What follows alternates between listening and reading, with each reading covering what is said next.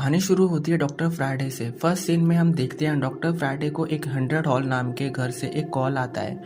Friday जब वहां पहुंचता है तो उसे रिसीव करने के लिए एक लंगड़ाता हुआ व्यक्ति आता है जिसका नाम रॉड्रिक होता है। उसकी हालत बहुत ख़राब होती है क्योंकि जब वो नेवी में काम करता था तो उसके साथ एक एक्सीडेंट हो गया था जिसकी वजह से उसका आधा शरीर जल चुका था। अब उसकी देखभाल उसकी बहन कैरोलाइन करती थी और असल में उस घर में मिसिस आयर्स और उनके 2 बच्चे रॉड्रिक और कैरोलाइन रहा करते थे। कैरोलाइन फ्राइडे को मेड के पास लेकर जाती है। फ्राइडे मेड का चेकअप करता है तो उसे पता चलता है कि मेड बीमार होने का नाटक कर रही थी और वो मेड डॉक्टर से कन्फेस करती है कि वो उस घर को छोड़कर जाना चाहती है क्योंकि उस घर का सारा काम उसे अकेले करना पड़ता था। पर यह बात फ्राइडे आयर्स फैमिली को नहीं बताता है और कहता है कि वो सुबह तक ठीक हो जाएगी। अब फ्राइडे की मुलाकात कैरोलाइन की मां मिसेस आयर्स से होती है। फ्राइडे मिसेस आयर्स को बताता है कि जब वह छोटा था तो उसकी मां भी यहाँ मेड का काम करती थी। फिर एक हमें पास सीन दिखाया जाता है। फ्राइडे का यंग वर्जन है जो इसी 100 हॉल में जो हो रही एक पार्टी में आया हुआ है और वो काफी खुश है और उसे 100 हॉल काफी पसंद था। बीते हुए टाइम में आयर्स फैमिली काफी रिच फैमिली थी पर प्रेजेंट टाइम में आयर्स फैमिली की हालत काफी खराब थी।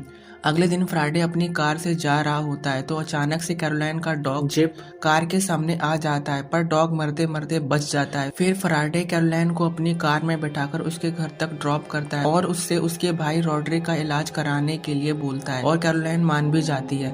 नेक्स्ट डे फ्राइडे रॉड्रिक के पैर का ट्रीटमेंट करता है और उससे रॉड्रिक को काफी फायदा भी होता है। इसके लिए कैरोलाइन फ्राइडे की तारीफ और उसको थैंक्स बोलती है। उसी वक्त फ्राइडे कैरोलाइन से एक बच्ची के बारे में जिक्र करती है जो कैरोलाइन की बहन जिसका नाम सूजन था जो कैरोलाइन के जन्म से पहले ही मर गई थी।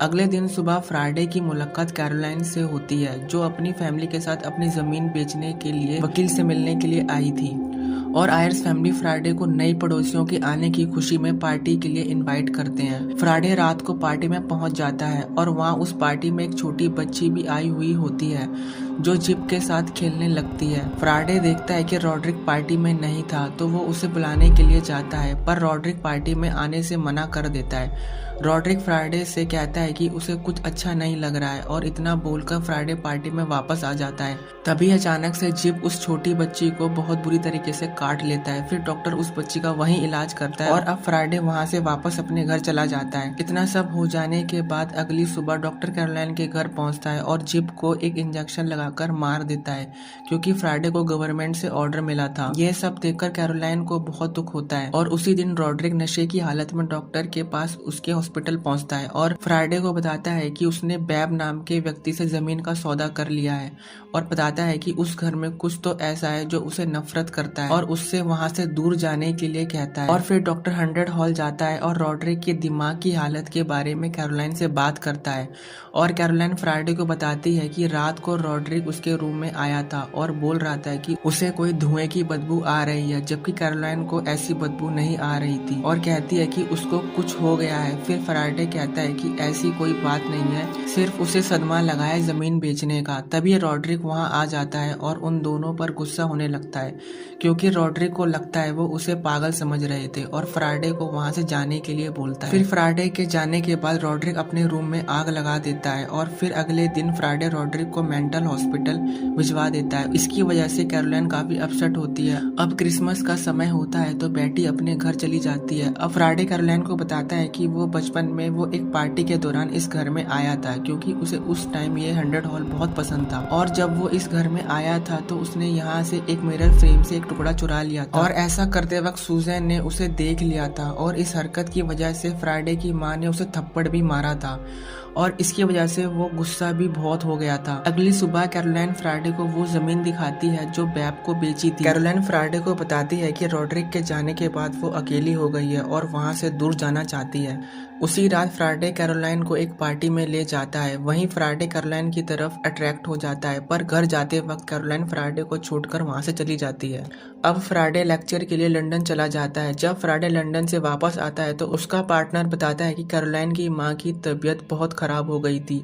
यह सब सुनकर फ्राइडे 100 हॉल जाता है। कैरोलाइन फ्राइडे को बताती है कि घर में कुछ अजीब हो रहा है, किसी की दरवाजे पर नॉक करने की आवाज सुनाई देती है। कैरोलाइन फ्राइडे को घर में एक ऐसी जगह लेके जाती है जहाँ वो लोग अक्सर कम आया जाया करते थे। वो वहाँ कुछ निशान दिखाती है जिसे उसने उससे पहले कभी नहीं देखा था, और मिसेस आयर फ्राइडे को एक जगह दिखाती है जहाँ पर सूकी नाम के निशान कई जगह बने हुए थे। सूकी सुजैन का निक नेम था और वो बचपन में ही मर गई थी। फिर मिसेस आयर्स फ्राइडे को बताती हैं ये उसकी आत्मा है जो ऐसा कर रही है, पर फ्राइडे को लगता है कि ये उनका वहम है, ये निशान पहले के बने होंगे जो उन्होंने नहीं देखे हों।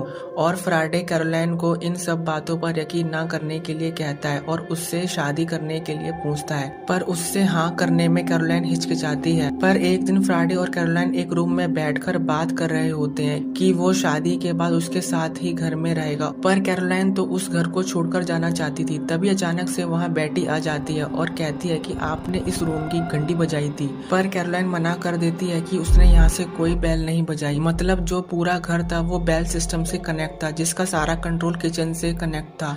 अगर किसी को भी कुछ चाहिए होता तो वो अपने रूम से सिग्नल देता और उस रूम की बेल किचन में बजती और मेड उस रूम में जाया करती थी। पर अब घंटी अपने आप बजी थी तो कैरोलाइन किचन में जाती है तो सारी घंटी अपने आप बजने लगती है, और फिर कैरोलाइन उस बेल कंट्रोल सिस्टम को खोलती है तो उसमें चूहे निकलते हैं, और कैरोलाइन सोचती है कि इन चूहों की वजह से बेल अपने आप बजी होगी, और कैरोलाइन चूहों को मारने के लिए जहर लेने चली जाती है। और तभी वहाँ मिसेस आयर्स आ जाती हैं और वो देखती हैं कि नर्सरी की बेल रिंग कर रही है, और वहाँ रखे रिसीवर को अपने कान में लगाती हैं। उन्हें कुछ आवाज सुनाई देती है और जब वो बेटी को सुनाती हैं तो उसे कुछ सुनाई नहीं देता है, और फिर बेटी के ना मना करने पर भी मिसेस आयर्स नर्सरी में चली जाती हैं और बेटी कैरोलाइन को बुलाने के लिए चली जाती है। मिसेस आयर्स वहाँ पहुंचकर देखती हैं कि उस रूम का रिसीवर नीचे लटका हुआ था और वो उसे कान पर लगाती हैं, और फिर उन्हें कुछ अजीब सी आवाज सुनाई देती है, और तभी उस रूम का दरवाजा जोर से अपने आप बंद हो जाता है। और जब फिर मिसेस आयर्स दरवाजा खोलने की कोशिश करती हैं तो दरवाजा अपने आप बजने लगता है